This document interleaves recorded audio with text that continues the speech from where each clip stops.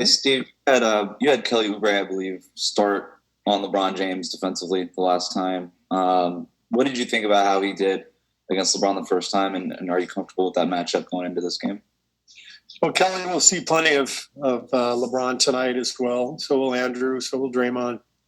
I thought we played a good second half last game. We played a very poor first half defensively.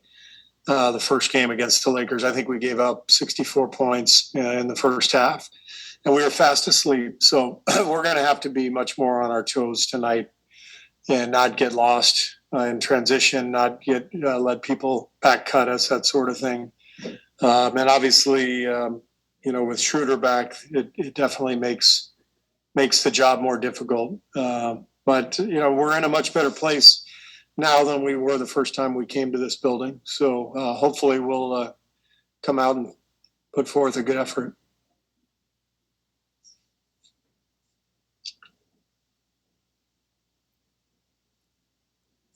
All right, everybody.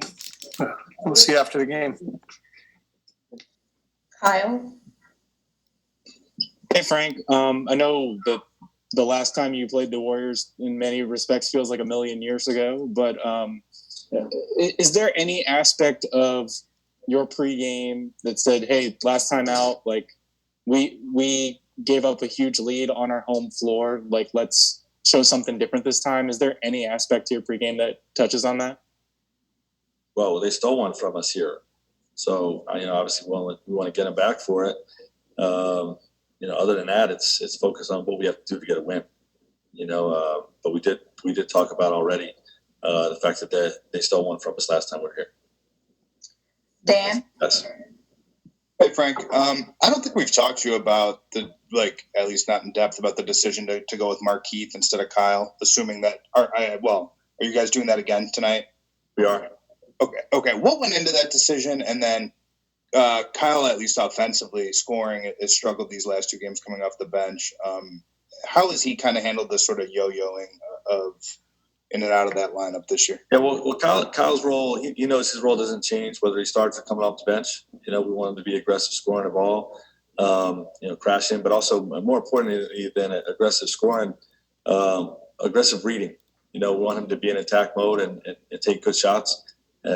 Just like everybody else on the team. But his role doesn't change whether he starts or comes off the bench. And, one of the things, a couple games ago when we first did it is we wanted to introduce a 10th man into the rotation. And, that night it was Jared Dudley.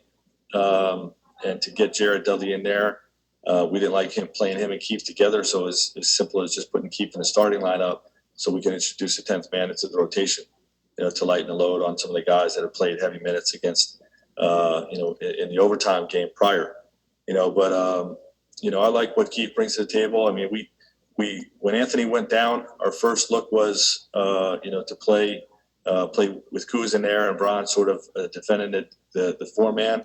And we didn't get off to a good start. We had lost three in a row and 4 out of 5. So, wanted to look at this stretch of games to see Keith in the starting lineup. Okay, we'll take 3 more. Alan?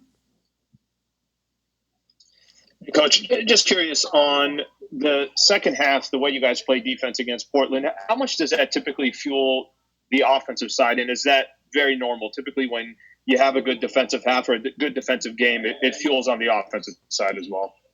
Yeah, no doubt. Both sides impact the other, but when we're defending at a high level, and getting stops without fouling, we can get out in the open court and run. And when we're running, we get a few more easy buckets. There's less pressure, on guys to make shots, in the half court. When we're struggling offensively, and everything opens up. So since I've been here the last 2 years, we've had that emphasis on the defensive side of the ball, and when we defend like that, really opens things up for us offensively. Andy? Hey, Frank.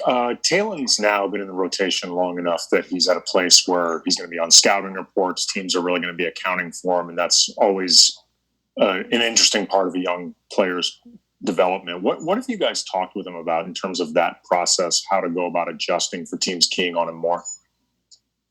Yeah, I mean, we noticed that, obviously they're bringing more help when he gets to the basket. They're trying to run under screens with him because they're concerned about his threat getting downhill. And, we work with them on the counters, to those types of things. I don't think it's more complicated than that, but, he's definitely given us some quality minutes this year.